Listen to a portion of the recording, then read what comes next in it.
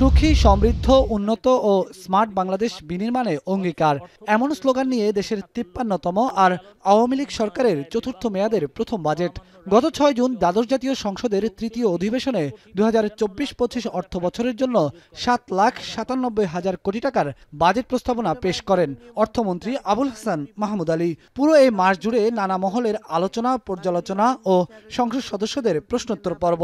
শনিবার অর্থ বিল ২০২৪ পাশের পর রোববার সংসদে অনুমোদনের জন্য তোলা হয় প্রস্তাবিত বাজেট।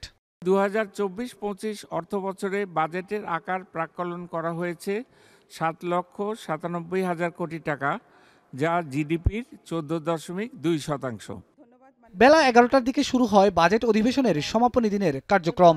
একে একে উপস্থাপন করা হয় ৫৯টি মন্ত্রণালয় ও বিভাগের মঞ্জুরি দাবি। প্রত্যেকটি দাবির উপর ছাঁটাই ও মিতব্যয়ী ছাঁটাই প্রস্তাবের আলোচনায় অংশ নেন সংসদ সদস্যরা। গরিব মানুষের রক্তচোষা পয়সা যেন কারো বিশেষ ব্যক্তির ব্যক্তিগত কোষাগারে জমা না হয়, মানুষ যেন সেই লভ্যাংশের সুযোগ পায়। আমার উত্থাপিত মিতব্যয়ী প্রস্তাব মাননীয় অর্থমন্ত্রী গ্রহণ করবেন, যাতে সকল মন্ত্রণালয়ে আমাদের এক্সটার্নাল কনসালটেন্টের বদলে আমাদের সরকারি কর্মকর্তাবৃন্দের নিজেদের দক্ষতা বাড়ানোর পিছনে আমরা আরও বেশি ব্যয় করতে পারি। একেবারেই কাজ করতে সক্ষম নন, অবশ্যই তাদের পরিবার এবং সমাজ তাদের পাশে, সরকার যেমন আছে পাশে থাকবে। আর যারা কাজ করতে সক্ষম কিছুটা, তারা নিজেরা কিছুটা কাজ করে এই বাকি অর্থের যোগান তারা করবেন, তাদের জীবন নির্বাহ করবেন। যদি পুরো টাকাই সরকার দিয়ে দেয়, তাহলে তো একজন মানুষের তার কর্মক্ষমতা সমস্ত কিছুই কিন্তু রহিত হয়ে যাবে। ছাঁটাই প্রস্তাবের আলোচনায় উঠে আসে বিচারাধীন মামলা জটের প্রসঙ্গটি। পাশাপাশি সামাজিক নিরাপত্তার আওতা নিয়েও কথা বলেন সংসদ সদস্যরা। মন্ত্রণালয় ভিত্তিক আলোচনায় ছাঁটাই প্রস্তাব প্রত্যাহার করতে এমপিদের অনুরোধ করেন মন্ত্রীরা।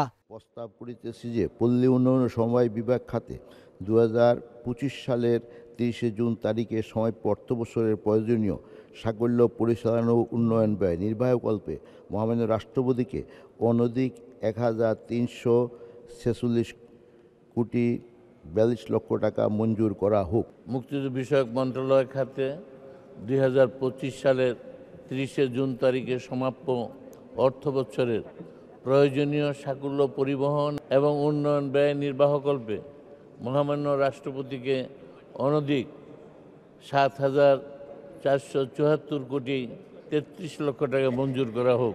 সেতু বিভাগ খাতে ২০২৫ সালের ৩০ জুন তারিখে সমাপ্য অর্থ বছরের প্রয়োজনীয় সাকল্য পরিচালন এবং উন্নয়ন ব্যয় নির্বাহকল্পে মহামান্য রাষ্ট্রপতিকে অনধিক ৭,৩১৮ কোটি ১০ লাখ টাকা মঞ্জুর করা।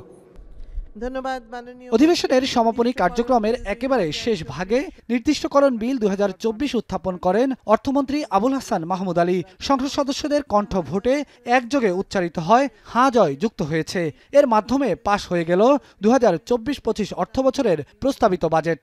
সংযুক্ত তহবিল থেকে অর্থ প্রদান ও নির্দিষ্টকরণের কর্তৃত্ব প্রদানের জন্য আনিত বিলটি নির্দিষ্টকরণ বিল ২০২৪ এই মহান সংসদে পাশ করা হোক। যারা এই প্রস্তাবের পক্ষে আছেন তারা হা বলুন। হা জয়যুক্ত হয়েছে, হা জয়যুক্ত হয়েছে।